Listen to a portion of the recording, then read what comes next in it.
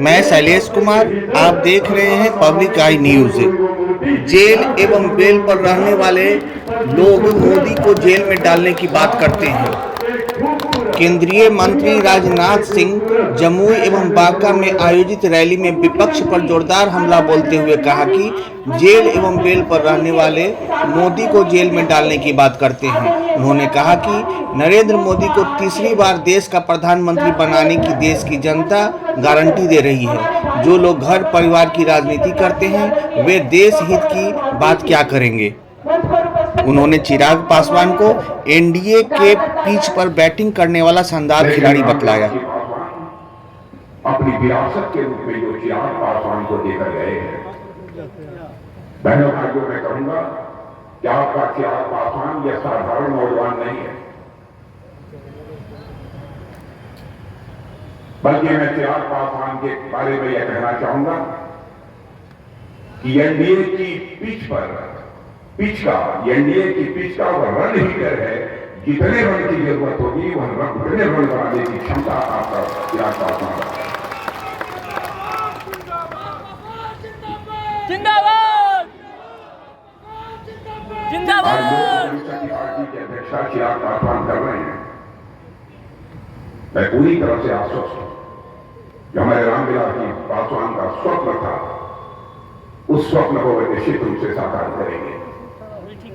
आज बाबा साहब भीमराव अम्बेडकर की जयंती है, इसके लिए मैं आप सबको शुभकामनाएं देता हूं और अपनी एनडीए की तरफ से आप सबको आश्वस्त करना चाहता हूं।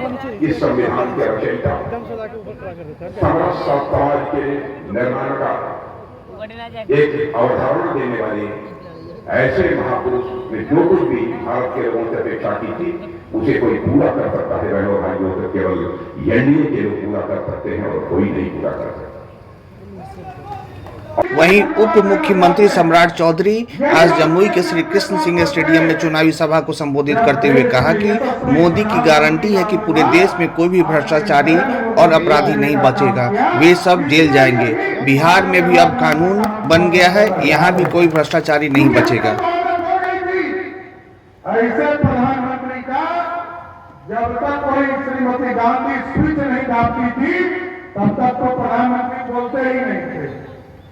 और हम तो धन्यवाद इसलिए दे रहे राजनाथ जी को कि आज दुनिया में डंका बज रहा है और आपका नेतृत्व, आपके अध्यक्ष के ख्याल में भारतीय जनता पार्टी पहली बार आजादी के बाद एब्सोल्यूट मेजॉरिटी के तौर पर सरकार बनाने का काम किया, एनडीए की सरकार बनाने का काम किया। और जो गरीब कल्याण के लिए आप लोगों ने सपना देखा, 2047 का भारत बनाने का सपना देखा और हम कमिटमेंट को नहीं भूलते, ये सबसे बड़ी बात है। 1950 में जिस सपने को डॉक्टर श्यामा प्रसाद मुखर्जी ने देखा था, उस सपने को भी साकार नरेंद्र मोदी की सरकार ने किया और 370 को उठाकर कचरे के ढेर में फेंक दिया। आज भारत एक है।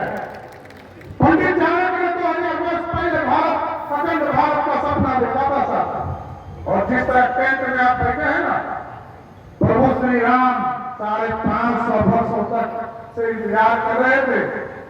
आज संकल्प लिया है मैनिफेस्टो के माध्यम से कि हम 3 करोड़ और गरीबों का घर बनाएंगे।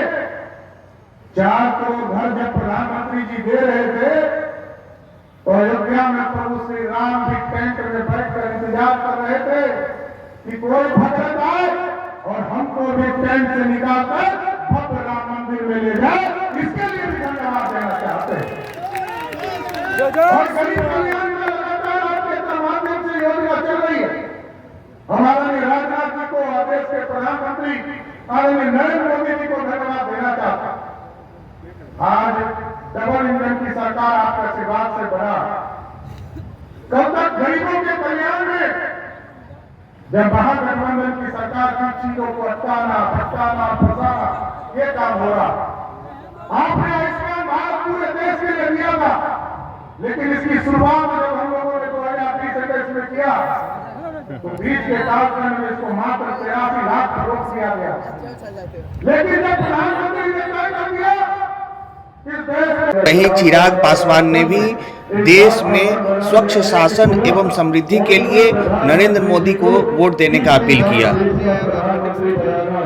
इसमें कहीं कोई संदेह नहीं है, इसमें कहीं कोई विचार की बात नहीं। ये पूरे देश में इस बात का अमल बना है। देश के जिस कोने में हम लोग हैं, जहाँ जहाँ पर हम लोग जाने का काम कर रहे हैं, बिहार के जिस विधानसभा में हम लोग जाने का काम कर रहे हैं, हर एक जगह से, हर लोकसभा से ये बात स्पष्ट है कि बिहार की 40 सीटें हम लोग जीतने जा रहे हैं। जरूरी है प्रधानमंत्री जी का तीसरी बार देश का प्रधानमंत्री बने।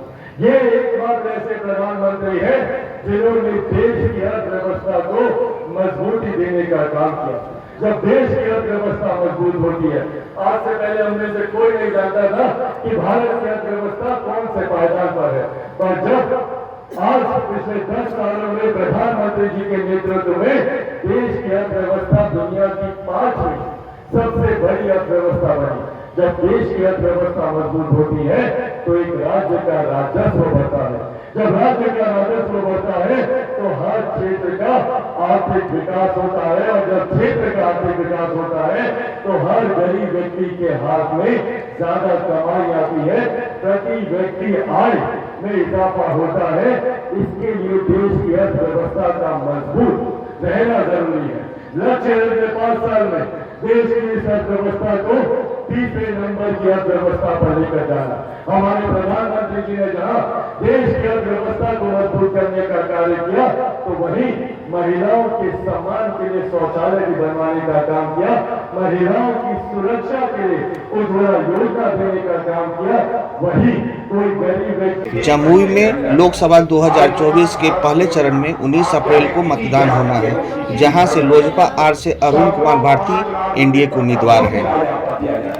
जमुई स्टेडियम के मैदान में आयोजित सभा में उन्होंने अरुण भारती को समर्थन देकर प्रधानमंत्री नरेंद्र मोदी के हाथों को मजबूत करने का आह्वान किया।